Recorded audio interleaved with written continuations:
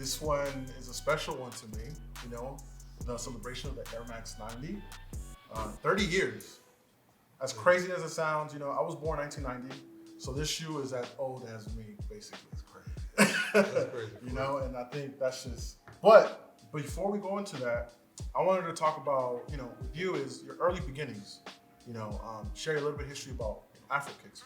How did that evolve? Where did that come from? Okay. I mean, AFROKIX came like, you know, because of Nike Talk. You know, I had to come up with a name. That was like 2003, 2004, around that time. And when I started, like, you know, my interest in shoes developed into an obsession. And I kind of discovered the shoe game. It was more than just, you know, having the fresh kicks at Foot Locker. Like, it was bigger than Foot Locker and Finish Line and Foot Action. So discovered, you know, the whole, you know, hidden world. Because back then, not everybody had internet and all that stuff. So, and I was like, hey, man, what differentiates me from most of these sneaker dudes is like, I'm an African immigrant, so AFROKIX. It just clicked. Like a lot of people thought because of my hair, especially back then, I had a huge afro, but now it had nothing to do with my hairstyle. It was like, I was the African sneakerhead, so make it short, AFROKIX. It had to be somewhere in high school. My first Air Max was a pair of Air Max 90s, and there was some hand-me-downs. Okay. So, you know, they were already kind of beat, you know, as one of those, like, you throw them in a washing machine and you try your best and clean the laces and try to bet your best to make it look nice, but there was some hand-me-downs. I would say like, so I don't count those so much as my first pair, even though they are. My first pair is in 2000. I still remember like it was yesterday, like my mom had me up, like my mom used to own her own hair salon. So, and that's at the time I was just going for the fade with the waves. So I didn't really need the, you know, so like, okay, I'm coming, just give me the fade, like, you know, on the side and stuff. And then I brush it myself to get the waves and all that stuff. And my mom worked in downtown Brussels at the time. That's when I was still living in Europe. And literally Foot Locker was across around the corner from her hair salon. So I would make it like, you know, a habit to go by Foot Locker before going to a hair salon, and boom, they were there. The Air Max 1s, Jewels, like the white, navy blue, and gray. And I was like, man, and they were on sale. I'm like, hey. So while I'm getting my mom getting a haircut, I'm like, Mom, I just, you know, walked by Foot Locker and they got those pair of Nikes, and I really wanted them. And she starts smiling. It's like, how much are they? And I think they were cheap. Like, they were like maybe 1,500 Belgian franc at the time. The euro didn't exist yet. So, and when if I make something from Belgium, yeah, like it's like 40, like 20, like about $35, which is cheap. Like, you know, but that's 20 years ago. So, you know, everything was like Air Max 1 back then, especially in the US, the retail price was below 100 anyway. So, but in Belgium there was more, like in Europe there was more expensive. Anyway, so it's like, hey, you know what? Here, go get it. And that was my first pair of Air Max, like at least brand new.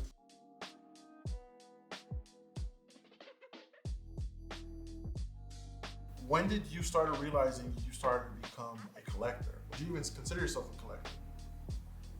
I mean, I'm all these things. You know, I don't have like such an issue with like, you know, people are gonna say, I'm not a sneakerhead, I'm a sneaker wearer, I'm a sneaker connoisseur.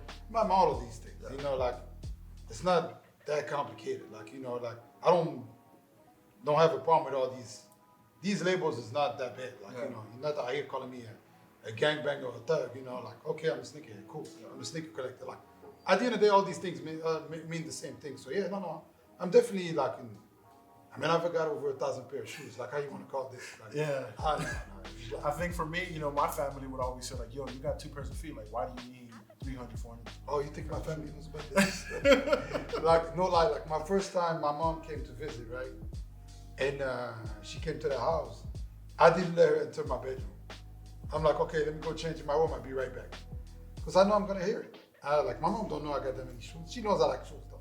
She has a slight idea that I have a tremendous amount of it, but like for her, having 50 pair of shoes is a tremendous amount. So that's why in her head, like, oh, this guy got like at least 50 pairs of shoes. And I'm like, okay, I'll leave it at that. I don't tell her, hell no, I got 1,000. And I got more than 1,000. Nah, hell no. She gonna lose her mind. But like, so, no. But tell me a little bit about this. Like, you don't see this every day. Definitely not. You know, this is something that a lot of people would love to get their hands on. Like, what's the story on this pair? I mean, honestly, this is like, I think like, I got a text one day from Mark, Air Magnos, and he's like, hey man, Alex from Soul Collector was like, he's trying to do a thing on Air Max. Are you interested? I'm like, hey, most definitely. They're like, oh, can I get your email? So I'll send him the email. I don't hear from him for a minute. And I think Alex must have been emailing me and he must have gone straight into my junk or spam or whatever. And then one day, Drake question started, hit me up like, hey man, Alex been trying to get in touch with you. What you doing? I'm like, man, I ain't never got nothing. It's like, here, give him my number. So eventually, Alex didn't get in contact with me, but Nike got in contact, and they told me, oh, we didn't think for Air Max Day this year, and we're doing video. We'd like to be part of it. I'm like, okay, for sure. So they didn't tell me nothing. They just told me that then. Once I got on site, you know, the dude briefed me real quick. And it's like, okay, we've been working on that for a minute now. We're bringing back the OG shape of Air Max 1s. And I'm like, okay, oh, that's dope. Like, you know, so like they tell me, you know, kind of, because in the past, I was one who had voiced my opinion. I didn't like the way the shape of Air Max 1 was going. I didn't like the toe and all the stuff.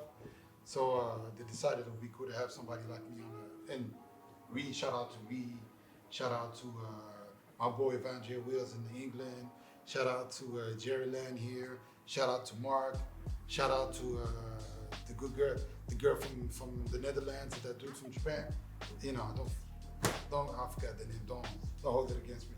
But yeah, so like I did the video, then they showed me, okay, I got a pair I want to show you, but this got to stay between us. So dude bring it back and he bring the black pair like this. And I'm like, oh man, this is fire, man. I'm like, you know, mind you, I leave the videos, they shot this stuff, like stuff. I don't know there's a white pair. And my boy Nail hit me up like, man, I heard, because I told him like, man, there's this black pair, fire. They got the Kid Robot top, they got the Viotech, the Beast, the everything, you know, I explained. It's like, yeah, and I heard that this friends and family pair is gonna be white. I'm like, nah, they would have shown me this. Yeah. And I'm like, then eventually, boom, I see a picture. I'm like, damn, that's fire. I'm like, they never showed me that stuff, but I'm like, it is what it is, right? So one of the guys from Nike hit me up like, hey man, I need your address. We're gonna send you some stuff. I'm like, all right, cool, for sure. Still not knowing, like, you know, I'm thinking I'm getting the red, the blue, yeah, the utmost. And the first they sent me was this. I was like, I was like, no, friends and family. Because at first I thought only the original masters of air, you know, like Stevie from England, and Shoemaker from the Netherlands, and Lala from France, and Mal from Mexico. Mal from Mexico, and then Iceberg from Germany, right? No, baby girl. Oh man, she gonna be mad at me. She wasn't Nike talking everything. Like, she like a real, like, when it comes to female sneakerhead, she like the real deal for real. She used to live here. She used to be from LA, but she live in Portland, Oregon now. She gonna be mad at me. But yeah, her. So like, I'm like, okay, I thought it was just for them, and then now thank God I was the quote unquote master of air second generation. We all got a pair. We got a pair. Mark got a pair, and everybody else. So like, you know, and actually shout out to Stevie because he made a T-shirt for everybody who got a pair.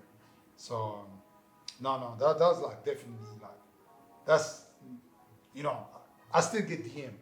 Are you willing to take part? Like people trying to buy it out for me. I'm like, hey, don't even buy it. I tell them like, don't buy it. I'm never selling that pair. Would you say this was like your biggest surprise from all the Definitely. sneakers? Yeah, Definitely. That this was like, I mean, like, you know, I was happy. yeah, But I was like, okay, I thought honestly for a minute, I thought that, because especially I wasn't shown the pair, so I figured they don't show me. they're not gonna give It's it. like, you know, Yeah. let's not show him so he won't ask for it kind of thing, you know?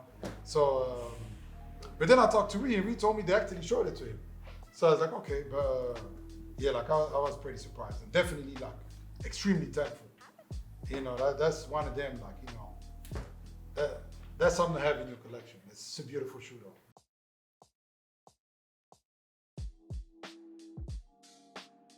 From, so from your huge collection of, Air Max to Jordans to Air Forces, how would you rank them? What would be your top? Obviously, the Air Force One, yeah. Air Force One, I want to say a tie number 2 for Air Max and Jordans. I like obviously like as far as numbers, because I don't buy obviously don't buy all the Jordans. Like I like ones, I like twos. I like ones before everybody, by the way. I like ones when nobody liked ones. I want to mention that because like this new one thing is definitely a new generation thing. Back then, a lot of people did not care for ones. People were like, "Oh, these look like dunks." No. Anyway, I like twos. Not crazy about twos, but I like twos. I love threes. I love fours. I love fives. Fives is the first Jordan I ever discovered. Like that's how I discovered the shoes before I even discovered the athlete. Because back then overseas we didn't have NBA on TV, so we wouldn't know. Like that's how big Jordan made it. Like Jordan made people overseas wanted to watch basketball. People did not care much unless you was like a really basketball fan. Sports fan in general did not care for the NBA before Jordan. Jordan really changed the game, even though, like I come from a basketball family. My pops played, I played, my sister played, everybody played. And I remember like me, like when I see the fives and the homies were like, yeah, these the Nike Air Jordans. I'm like, who? Like Michael Jordan. Then I come home like, Dad, who's Michael Jordan? He even looked at me funny too. Like, what do you mean who's Michael Jordan? Like Chicago Bulls, and I'm like, okay, like we don't have it on TV. So, and then that's why I picked up I started stuff, and then my father started bringing me, we had magazine at the time called like Mondial Basket, Cinq Majeur. It was like French magazine. It was like reporting all the NBA stuff and all that. And then like, the whole blew my mind. Oh man, I started watching NBA games in German because there was this German TV, this German sports network was showing NBA games. But I don't speak a word of German. I didn't care. Like I was watching all the games in German. Like we'd wake up at 3:00 in the morning because of the time difference to watch the game, the playoff game. I remember a lot. Believe it or not, I remember a lot of those championship games and all that stuff. And funny enough, it was 3:00 in the morning for me. From 3:00 to 5:00 in the morning, I'm out there watching. And then at 6:00 in the morning, I gotta get ready to go to school. But like, no, so that's how it started. Definitely like Jordans. From 1 to 9, never been a fan of 10, I only got a few. I like 11s, I like 12, I like 13 after that. So, yeah, like I don't really care. But then Air Maxes, Air Max 1s, Air Max 90s, Air Max 95, Air Max 97, Air Max 98, Air Max 93, Air 180s. I got one pair of the Air Max Zero. Like this, the hype kind of got me on that one, I ain't gonna lie. Look back at it, I'm not. They are. Yeah. And I've never believed in that story of the one before the one. I think it's pure marketing. I mean, I could be wrong, but I honestly believe it's pure marketing. Same thing with the Tinker 3s. I don't think there's ever was a 3 with a swoosh. I think like, hey man, we need to find something for these motherfuckers to buy. What I thought was dope was they did with the Air Max 1 sketch. I thought that was dope. With the sketch, the Air Max 1 sketch, the one that they... Yeah, the sketch, from sketch to shelves, I got all 3 pairs. They killed it. I thought that was dope. But no, and I highly admire and respect Tinker Hatfield, so when I say I don't believe, I don't blame him for anything. I just don't believe. So would you go Tinker, then Bruce Kilgore, or Bruce Kilgore, then Tinker? I mean, Bruce Kilgore, as for my knowledge, did the Air Force One and the Jordan 2s. Okay. The list on Tinker is Air Trainer 1s, Air Max 1s, Jordan 3s, Jordan 11. I mean, anything after Jordan 3. Yeah, like this. So it's Bruce Kilgore Hall of Fame, no matter what. Yeah. But it's like Bruce Kilgore is like how can I say? I mean, he made your favorite shoe. It's Scottie Pippen. Yeah. Okay. Bruce Kilgore is Scottie Pippen, and Tinker Hatfield is Michael Jordan. Okay. So hand in hand. Hand in hand, but Michael Jordan, still Michael Jordan. Yeah. If it makes sense. I It get makes you. sense. I get you. And what's awesome is that, you know, for us, this was the one, you know, like this was the one that we first saw, we first fell in love with.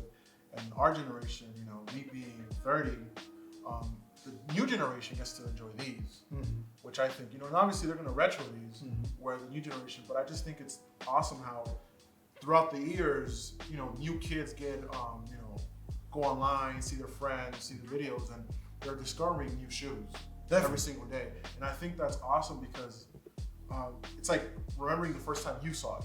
And it takes you back when you see like a nephew, when you see a younger cousin or, you know, a younger kid, it's like, oh, you got those Air Max 90s? And they're walking around, you're like, oh, I know what you got on. And they might share their story. And I think that's something special that we all can, you know, talk about. Definitely. Especially when we get a little older. I'm already getting a little older. We'll still be collecting. Yeah, no, definitely. But yeah, definitely new generation, new taste, new mentality. And that's why sometimes we clash. Like there's the generational clash, like for everything. So some stuff you're gonna like, some you don't. But it is. And you know, they might look at these 30 years from now and say that these were the best ones to them. Who knows? You know, and I think time will tell. Definitely. We'll see. With that, I have a gift for you. You know, open it up. See, check it out. So I know you're huge on details. So I try to, you know, get it right with the details. Oh shit. Get it right with the flags. Get it right with everything. Oh shit. yeah, you wasn't playing. So, Damn. you got the flag There you go. with the AFROKIX embroidery. So, you know, and then the back with the flag as well. Oh, you killed it. He So, wasn't playing. He wasn't playing. No worries. And I know with you know, with your own, you know, clothing, you've always done the AFROKIX. When did that start for you? When did that, you know, I remember looking through your Instagram, you did a shirt a couple years ago, The Usual Suspects, with the Air Force. Yeah, it's like, I mean, you know, everything in pop culture, I'm always influenced by everything around me, whether it's like music or cultural stuff or even pop culture. Like I remember first time I watched Usual Suspect, like the movie, was like, man, we was talking about that in my neighborhood with my friends for the longest, like, can you believe this guy's the Soze and all the stuff? And I always liked, you know, the image, you know, see all the Usual Suspect. For once, everybody was white, no black, no nothing, you know, but I just liked the movie, and I remember the original poster from 1982, the original 6, and I was like, I like to fuse pop culture, like, you know, maybe you don't know about Air Force One, but then you know about The Usual Suspect.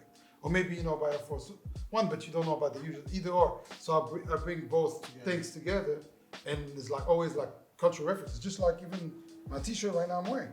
Like it's a Malcolm X with a safari print, so where I get, you know, to represent, this is probably, as far as I'm concerned, the most influential African-American male of the 20th century. Like he's reached when far and beyond African-Americans here in the US, like he's considered a strong leader in Africa. He's considered a strong leader within the Muslim world. He's considered a strong leader within the revolutionary world. Like everybody with a revolutionary state of mind look up to, they might not agree with Brother Malcolm, but they look up to Brother Malcolm. So this is somebody that, even since I was a kid, like from the Spike Lee movie to the books, and then, you know, my father was always like, I wouldn't say super militant, but I grew up in a Pan-African household.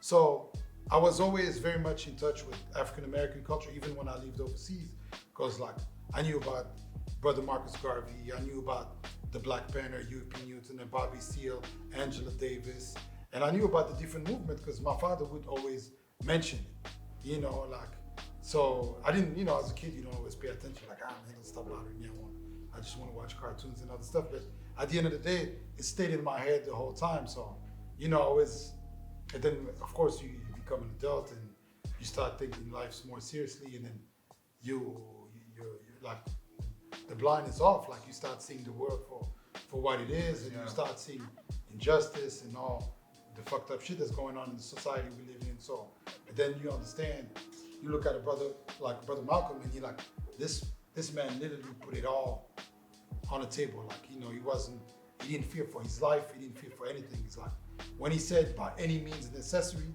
that's exactly what he meant. Yeah. So like, it's my way somehow to pay homage to the people who made the life I have today easier somehow, somewhere. You know, like African American struggle made the life easier, not just for black people in America, but they made it easier for tons of different minority to move into this country and be able to live a certain life and enjoy a certain freedom, even though the fight is far from being over. I'm just saying, like, sometimes people don't realize that African American struggle helped more than just African American. Actually, helped a lot of other people, like whether it's Hispanics or Asians or other minority, women, Muslims, Hindus, whatever, like other minorities that are enjoying certain freedoms that they would not have been able to if it wasn't for the African American struggle. Oh, and I think, like, even me, at the end of the day, I'm an immigrant. Like, even though I can relate from a cultural and racial standpoint to African American, I'm an African immigrant. So, like, the reason I was able to move to this country, go to college, and live the life I live is thanks to the African American struggle. So, it's a way of saying, you know, paying homage and saying, thank you for what you did, and you didn't die in vain, and you didn't fight in vain.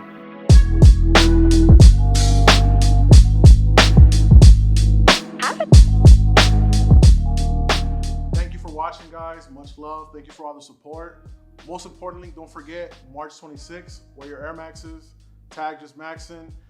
March 28th, he'll be hosting with the LA Airheads, Culver City.